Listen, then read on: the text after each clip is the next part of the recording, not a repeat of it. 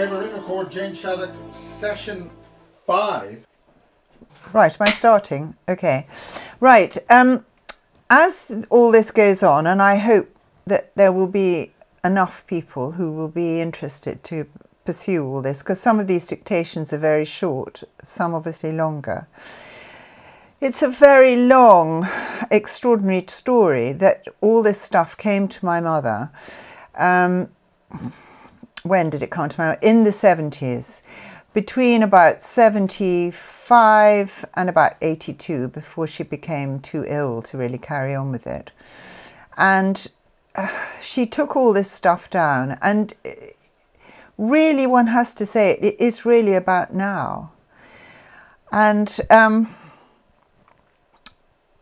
but no, you know, we always sort of feel that surely there must be somebody from the other side who would do something, you know, to prove all this, rather than it just be me sitting here reading all this stuff out. But they did say a long time ago that, you know, people of this planet would have to fight for their planet, and not physically, I hope, but we have to really stand up against what's going on at the moment. Not only, I'm just about to read this introduction about where this is from, and I was quite impressed with this little dictation. It's only 3 pages long, but it really explains what this is all about. So it had another title, but I've just called it Introduction, which if I can get this into a book form, this will be right at the beginning. It says in the Bible that no one ever came back from life after death, and really gives any intimation as to what death is like and what sort of lives people can expect after their lives are over. Well, we intend to give people verbatim messages, not only from long ago dead kings and queens of the past, but others known and unknown to the writer who achieved fame during their lives, who will speak once more and tell living people how they view life after death. We believe that the mystery and fear that surrounds this vexatious subject should and must come to an end. The truth must be revealed, and people must face the truth calmly, with common sense and knowledge, and without fear. How often do the living watch the stupidity and ignorance of their politicians, knowing that the situation of their countries is dire, to say the least, and then comment, well, if we must die, at least we shall be going to a better place. What do we care? We shan't be here any more in this dreadful world. But how different will they feel, including their politicians, when they come to realise that for the fortunate, reincarnation is the truth, and is so, and must be so, for all living things, as it is the basis of all life and creation. If their wicked planet is wrecked, they must be required to return to it over and over again, and suffer more and more and even worse. If their planet becomes uninhabitable, they may have to be removed from this part of the universe altogether, and reappear in a planet which is even more primitive than this one was in the time of the far distant ancient Romans. This sort of thing happens constantly throughout the universe, and without doubt causes great hardship to people who, having come to live in a completely civilized and modern planet, are thereafter forced to live in one which can only offer them the direst and most dreadful existence. So we shall come to explain about reincarnation, the theories of Darwin and others, and how these clever sorts of people, doubtless themselves having lived in other better planets, and with the minimal memories left to them, realise that the ignorance all around them should be alleviated somehow or another. With our help, Darwin could have had very much greater knowledge and understanding. The theories of Darwin must lead also to the understanding of race. Why is it that there are in the world many different sorts of red, white, yellow, black and brown people? Does it matter what sort of colour one's skin is? Should people of all nations intermarry, as they have been doing for centuries? And if not, why not? This must be explained, and the complete knowledge and understanding of what humanity is all about must be made clear.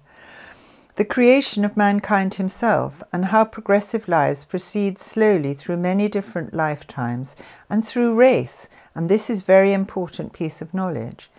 In the Bible are many legends obviously handed down for thousands of years and picked up and recorded by ancient men who wrote them down, and including in the Bible as it is today. None of those ancient men really knew what significance these stories had. What does the basic symbol of Christianity, the Virgin Mary and her child, mean? Painted over and over again, usually without the slightest accuracy to the real Virgin Mary who gave birth to Jesus, the prophet for this world. It should represent the human family and its tremendous importance to happiness, human happiness, and not an idol or god to pray to or chant to in an ignorant way, as is still even to this day. Only within the family unit do people find true happiness. Without this simple understanding, there can only be desperation and loneliness, and humanity is created in groups. It is always happiest in groups. All prayers in the world directed to such an idol or goddess, as the Virgin Mary has now become within the Roman Catholic faith, cannot possibly bring joy that people find amongst their own loved ones and their own families. At the beginning of the Bible is the story of Noah's Ark. Is it just a story to entertain children? No one thinks very much about this legend, and what true and terrible story there must be somewhere concerning the real history of this planet. We have no records of this history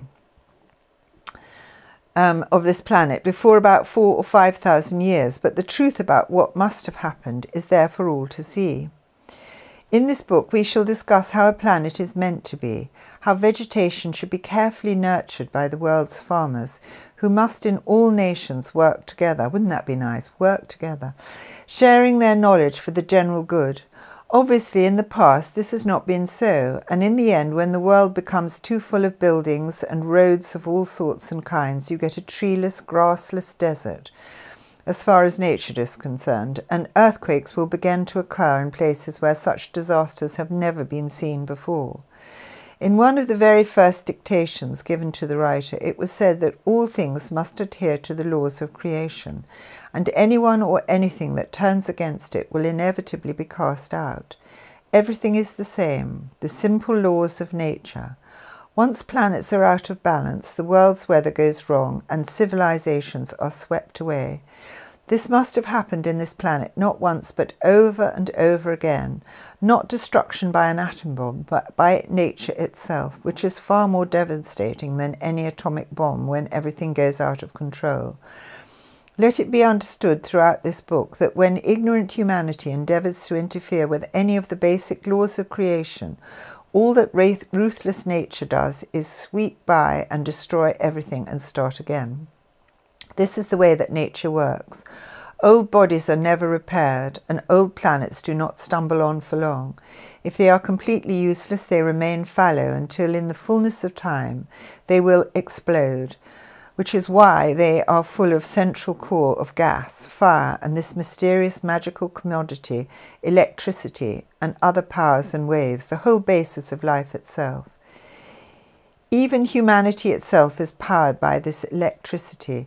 I think in another dictation I've mentioned they say the only thing you can call it really is motivating cosmic energy.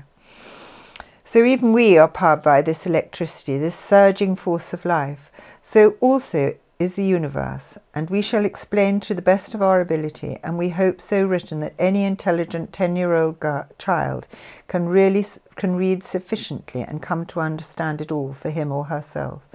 For all these reasons, people must come to consider carefully the geography of their planet and why it and how it must be so.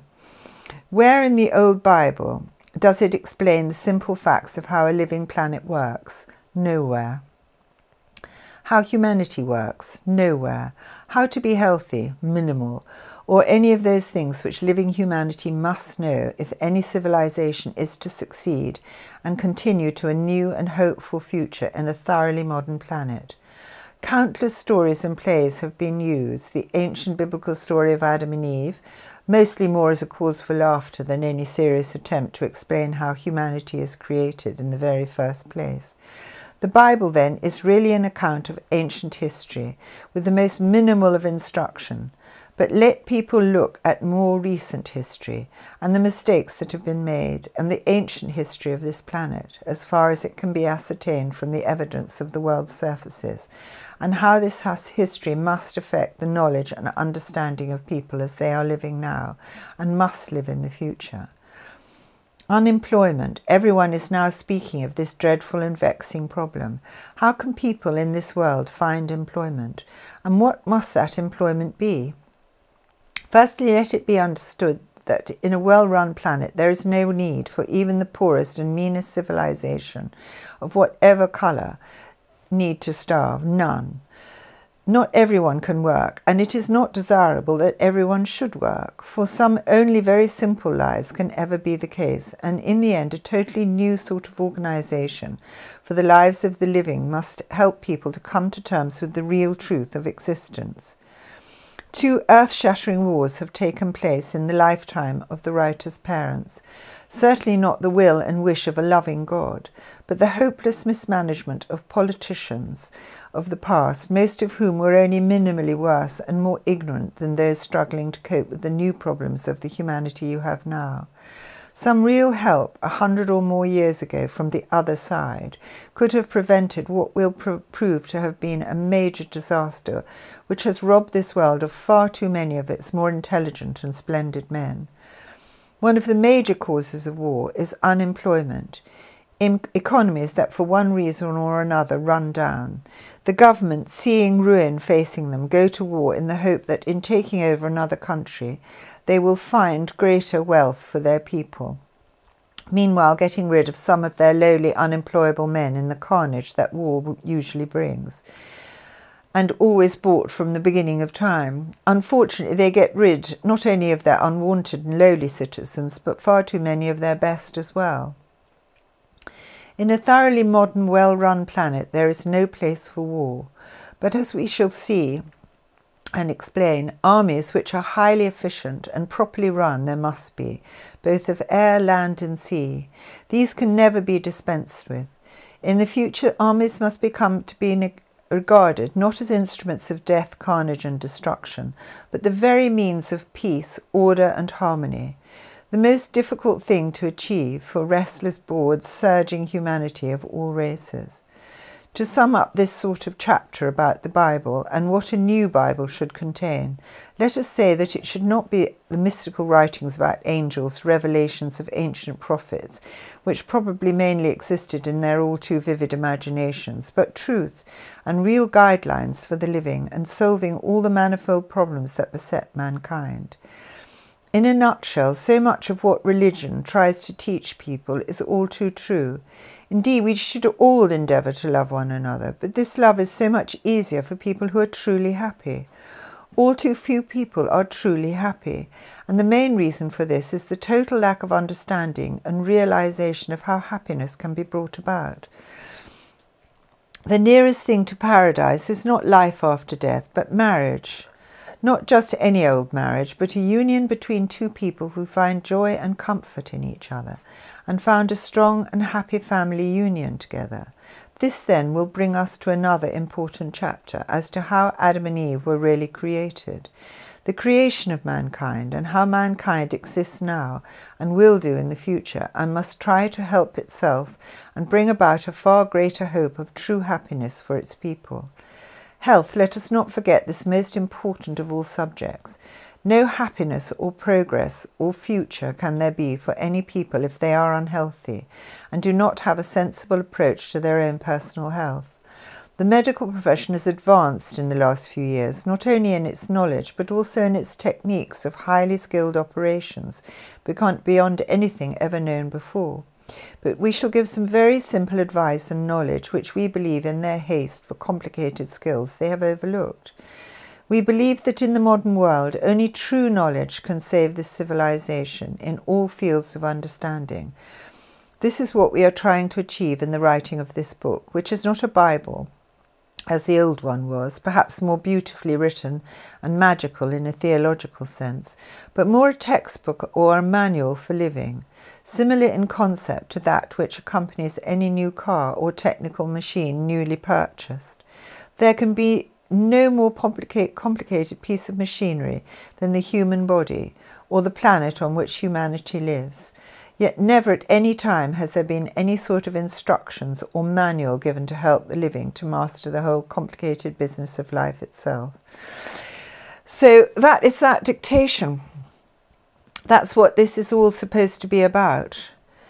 And it was all given many years ago, and